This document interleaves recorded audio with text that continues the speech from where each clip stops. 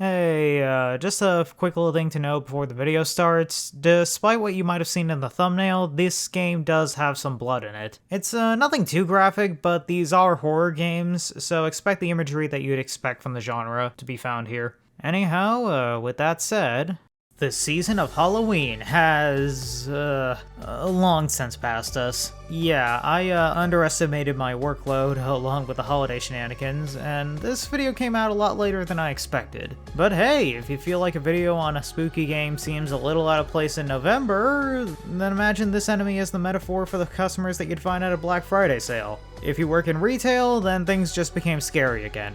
Anyhow, with the mood properly set, we can check out two games that have a shared theme of horror and money of all things. A duology of pixel art horror games that somehow do well with the limited art style. Baroque Decay is a small indie team whose work consists of two retro horror titles that are a hybrid of 8-bit and 16-bit graphics, simulating the spooky vibes that you get from a house of horror. If you need a point of reference, imagine a top-down game like The Legend of Zelda with the spooky vibes that you get from a Resident Evil game, where you tackle the most horrifying subjects that the mind can possibly fathom. Greed and capitalism. Anyhow, here's the Count Lucanor.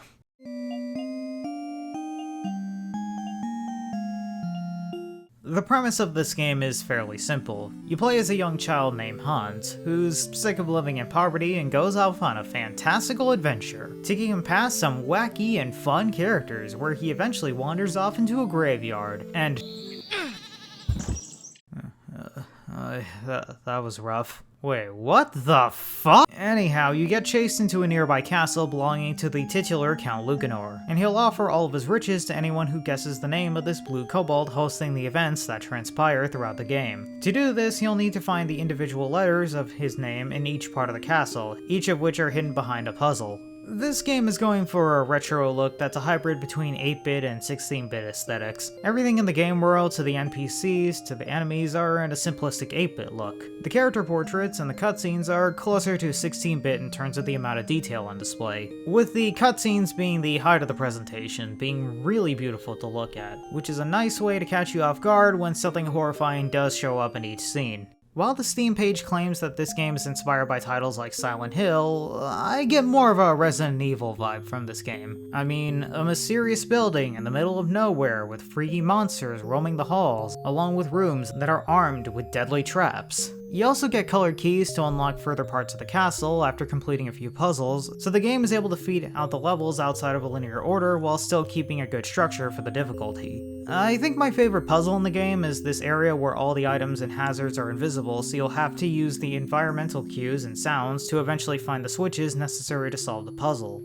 The Count Lucanor takes cues from the typical indie horror formula of being completely defenseless with the only way to survive is to run and hide from the enemies. I assume the overhead perspective would make the game way too easy since all the other indie horror games are in the first person with a limited field of view. However, this castle is really dark, so it's possible for the enemies to sneak up on the player while they're fumbling around. Your only tool to combat this is to know where your enemies are, making the candles that you find throughout the castle an invaluable tool. Each candle illuminates a small area around them, and you can place them down to get a small bit of the area lit up. Though you can only find these hidden away in chests while traversing the castle, so it's best to occasionally pick a few of them back up to avoid running out later in the game when light sources become fewer and far between. Another reason why I felt the need to compare Count Lucanor with the Resident Evil series is because the save system is directly taken from that franchise. You can save at the central water fountain guarded by an extremely vicious crow, with the snag being the fact that you need to use gold coins, which are in limited supply since, you know,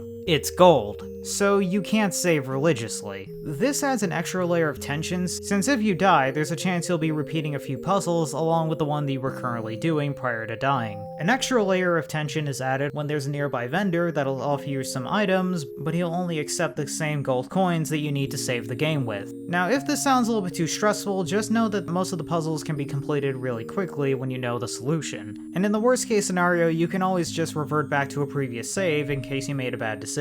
So the game is able to feel like a horror game in spite of the 8-bit aesthetics, but how scary is it? Honestly, when it comes to the Count Lucanor, I'd argue that it isn't really all that scary once you get used to the amount of blood in the game, and the occasional creepy sounds coming from the enemies. not at all helped by some of the goofy side characters that you run into in the castle. But then, it'll throw a curveball in your direction, and really catch you off guard.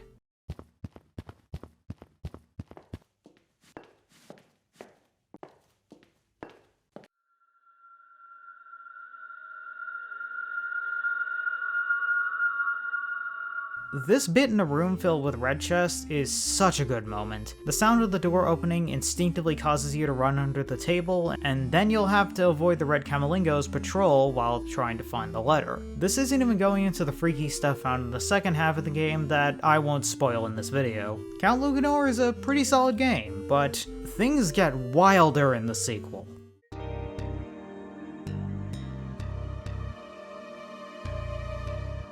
With all the strange stuff that happened in the Count Lucanor, the next logical step is to go down an even more horrifying route, going from the terrors of hiding in a dark castle to being trapped in a toxic work environment. Yuppie Psycho is about the horrors found in a modern capitalist setting where workplace toxicity is so normalized that monsters attacking employees is treated like a normal occurrence. You play as Brian Pasternak, a no-name everyman who was given an invite to work at one of the most illustrious businesses in his city, despite never actually applying for the job.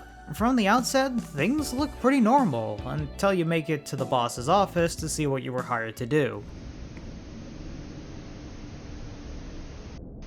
It seems a bit demanding, but they'll pay you 10k per day, so you can't complain too much, right? While the setting might be different, the game still runs under the same rules as Count Lucanor. Despite being an adult, you still can't fight these nightmarish creatures head on, so the only option is to avoid them. Despite being in a modern office building, the place is horribly lit, so you'll need a light source along with other things like health items and a means to save the game. In place of those candles, you have a singular flashlight to use for the majority of the game, and despite it using batteries, it's pretty efficient for a horror game. Most other titles, the batteries you find are just the dollar store brand that die quickly, but these actually last a good while. Glow sticks function similarly to Count Lucanor's candles, though outside of an optional minigame and one boss fight, I didn't actually need to use them for most of the game. Though you can use them if you run out of batteries for the flashlight. Health items are found in the environment, but you can also use the canteen to prepare certain foods that'll heal more, or a nearby coffee machine to make the nectar of the gods. The witch paper functions exactly the same as the coins from Lucanor, with the benefit that you actually have a save point on every floor of the building in the form of these copying machines, though you will have to account for a few of the copying machines needing ink as well, so the save points aren't always a guarantee unless you come prepared. In terms of the presentation, this game was built on the same foundation as the Count Lucanor. There are even some items and sound effects that are carried straight from the previous title. However, Yuppie Psycho is far more polished in both the in-game graphics and the cutscenes. The offices have a lot more detail put into them than the castle found in Lucanor, and because of the building being segmented into different floors, every area is very distinct from one another. There are also far more NPCs here, and many of them have a unique look to them despite most of them wearing office attire. The cutscenes are a significant step up in quality, there are way more of them in the game for a start, and each of them have far more detail in them to convey the mood of each scene. The soundtrack is also worth noting, as a good amount of the music is really solid stuff.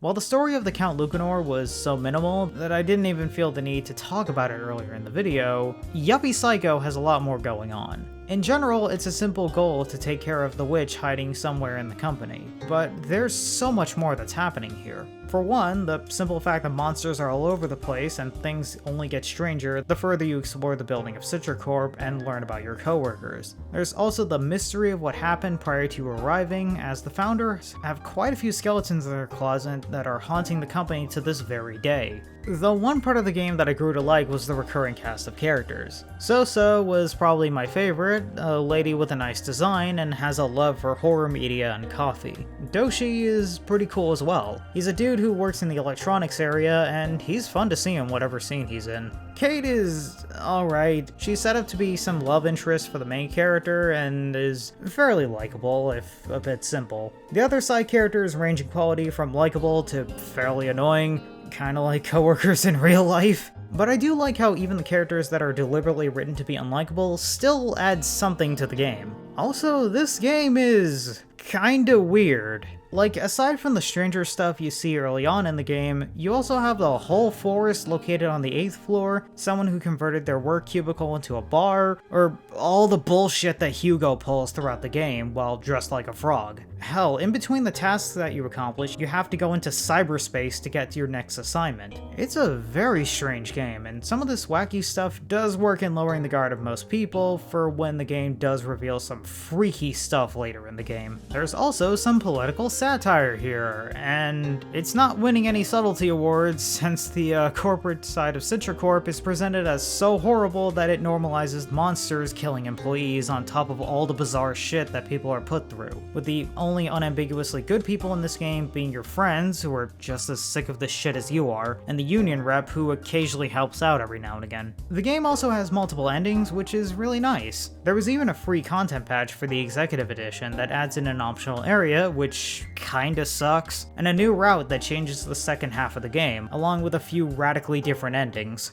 So, how spooky is this game? Well, the early impressions in the first hour or so, it's easy to assume that this game is more of a simple adventure game with the occasional scare here and there. And for the most part, that's what happens in Yuppie Psycho. However, when the game wants to put some freaky shit in the game, it nails the execution. Several of the monsters look pretty creepy, but there's also the surreal stuff like the giant mouth on the wall that eats people, or the glitchy parts of the cyberspace area. And just when it seems like the game is running out of tricks, the second half of the game breaks out some legitimate scares, making for one of the best moments in the game. And least outside of the boss battles. Oh yeah, there are bosses in this game.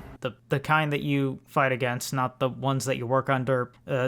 Anyhow, for a game where you don't even have the ability to directly attack any of the enemies, it's a fairly solid lineup of bosses to defeat. Each of them have a simple concept that takes a hazard from the level prior and cranks the danger up to 11. My favorite has to be the dot matrix fight, since it takes the concept of a boss you hide from in the dark and executes it really well. Everything up to this point has been pretty solid, but I did run into one constant annoyance throughout my playthrough, and that's the fact that this is definitely a guide game. This problem ranges from the mild tedium with some puzzles just requiring a bit of patience on the player's end to solve, like this bit where you have to memorize what several NPCs are saying about a character just to talk to him, to the more extreme end of the spectrum where chunks of content become inaccessible. There's a late game event where you can choose to save your friends, and one of them is inaccessible unless you knew to set up a shortcut in advance. So if anyone here is interested in playing the game, then don't be too scared to crack open a guide every once in a while to avoid the more tedious parts. Both of these games are pretty interesting. They take the simple premise of a horror title in a retro style and actually make something that can get the odd scare out of me. Of the two titles, I had a lot more entertainment value out of Yuppie Psycho. The mystery, fun characters, and effective scares made my time spent with it a pretty fun ride. Count Lucanor holds up as well in different areas. Since it's a shorter game, there isn't much filler in it, so it doesn't overstay its welcome. I got both of these games in a Steam bundle during a sale for a little over $8, and if anyone's interested, I recommend getting the games that way. If you can only play one of these games, then Yuppie Psycho has a lot more to offer, with its bizarre premise and style. When I was looking up info for the dev team for this video, I found a Steam page for something that Baroque Decay is working on. It's called Afterlife Pharmaceuticals, and from the name, I can assume that it's going to tackle the pharmaceutical industry in the same way that Yuppie Psycho tackled corporate culture. I can't say more than that since the Steam page is deliberately set up to be as vague as possible, but I am curious to see what actually comes of this. Who knows, I might actually talk about it in the future. Anyhow, this is the Renegade Master, and I'll catch you next time. Peace.